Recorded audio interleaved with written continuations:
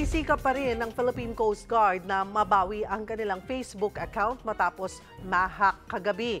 Sabi ng PCG, nakikipagtulungan na sila sa Meta, ang parent company ng Facebook, para mabawi nila ang account. Mag-aalas 6 kasi kagabi nang mapansin ng netizens ang mga kakaibang post sa page ng Coast Guard. Kabilang na rito ang ilang clips ng mga lumang pelikula. Ayon sa PCG, kagagawan ito ng mga hacker. Sinubukan burahin ng Coast Guard Public Affairs ang mga video pero hindi umubra. Bago yan, na-hack na rin noon ang kanilang Twitter o X account pati website.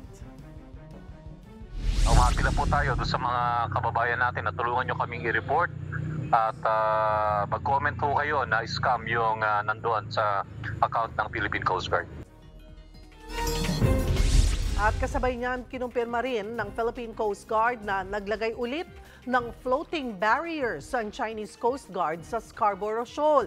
Pero ang mas nakakabahala raw ay ang paggamit ng signal jamming ng China para pigilan ang pag-transmit ng Automatic Identification Signals o AIS. Dahil dito, nawawala sa mapa ang mga barko ng Pilipinas. Sa puntong ito, makakasama natin si Commodore J. Tariela, ang PCG spokesperson for the West Philippine Sea. Magandang tanghali po sa inyo, Commodore. Salamat po sa oras. Good afternoon po, Ms. Cheryl, at sa mga taga-subaybay niyo po. Sir, unahin na po natin itong pagkakabit nga ulit ng floating barriers ng China. Kailan niyo ho ito na-monitor? Well, nagkabit po sila noong February 22, Ms. Cheryl. No? We were able to release to the media yung video na nakita talaga ng ating mga operatiba na naglalagay sila ng floating barrier dito.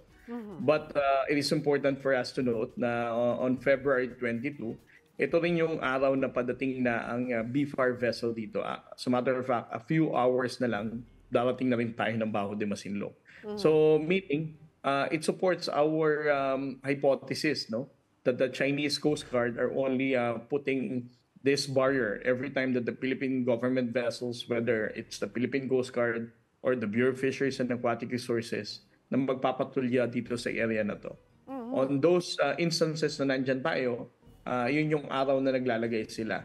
But it's also worth mentioning as well na kapag umalis naman na tayo, a few hours after, tinatanggal na rin nila yung barrier na to sa bunganga ng BDM, Ma'am Cheryl.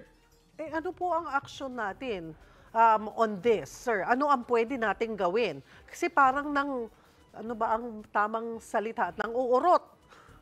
Parang tuwing dadating tayo, ilalagay nila. Tapos, wala na sila, tanggalin na natin. Parang ganun po eh. Well, Ms. Cheryl, no, ang objective ng ating presence dito sa Bajo de Masinloc is to make sure na may government vessel na maglo-look after sa welfare ng ating mga Pilipinong mangingisda, no? Para hindi sila maharas at ma-sustain nila ang kanilang pangingisda dito. We are distributing grocery items and of course fuel subsidy for them to stay longer sa Bajo de Masinloc para makapangisda sila at makapanghuli pa ng mas marami. Regarding the objective of the national government, whether to remove the barrier or not, those are operational details that I cannot disclose, Ma'am Cheryl.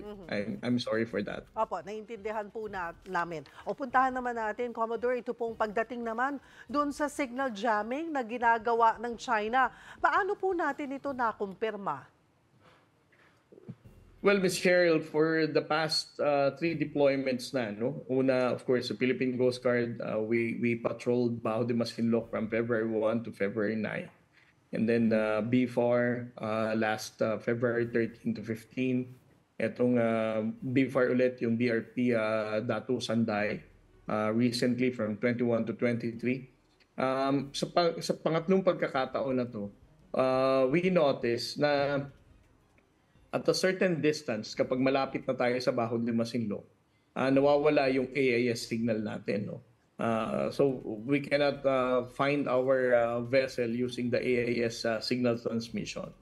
And then we call them through communication, whether in the radio or satellite communication, to ensure na naka-turn on naman ang AIS nila. And with these three recent missions, we confirmed, no, that their AIS were turned on, but unfortunately it cannot transmit signal. So there are two reasons na iniisip namin why the Chinese are doing this. One is for us to have difficulty in monitoring our own government vessels kapag na-jam ang kanyang AIS. And then the second one is for them to support their false narrative, no? Every time that we're approaching Baho de Masinloc, kung mapapansin mo, Ma'am Cheryl, no, they are spreading some fake news information. Sinasabi nila na our vessels were driven away or repelled by their own China Coast Guard vessels. So for them to support such narrative na napaalis nila tayo, they are jamming our AIS signal. Para hindi na malaman ng ordinaryong tao kung nasan nga talaga ang Coast Guard or the Bureau of Fisheries and Aquatic Resources vessel. Pero Commodore, ano po yung panganib na pwedeng idulot po nito kung nagkakaroon po ng ganitong jamming po pagdating sa signal? Although it is quite dangerous, no, but on our part, we can still be able to monitor them through proper and constant communication. No? As I said, there are different ways for us to be able to contact the vessel, and we rely on proper communication. Kahit pa hindi siya nakapag-transmit ng AIS signal, but with the right information na nakukuha naman natin through proper communication, we can still be able to plot the exact location of the vessel. As long as we still have communication to the vessel, I think that won't be that very big problem for us. Commodore, dito po sa latest na pahayag ng Department of the Ministry of Foreign Affairs ng China, ay napipilitan daw silang gumawa ng necessary measure para daw po protektahan ang kanilang territorial sovereignty at maritime rights. Ano po ang sagot natin dito? Well, una sa lahat, Ms. Cheryl, no? The Department of Foreign Affairs have consistently expressed ang ating position dito that Baho de Masinloc, we have sovereignty. It falls within our exclusive economic zone as well. And for so many years, no, and even decades, this has been a traditional fishing ground for the Filipino fishermen. And then if we're going to apply the basic tenets of United Nations Convention of the Law of the Sea, sukatin na lang muna nila yung distance ng Baho de Masinloc from our nearest coastline. And from their coastline, you're going to have like 400 plus nautical miles. It means it doesn't even, it's not even within the exclusive economic zone. So even I myself, no, from the Philippine Coast Guard or any other government agency, we are still puzzled what is the basis of the Chinese government, particularly the Chinese Ministry of Foreign Affairs, to claim that they have sovereignty over these waters. Marami pong salamat sa inyong oras, Commodore J. Tariela, ang PCG spokesperson for the West Philippine Sea. Magandang hapon po sa inyo, sir.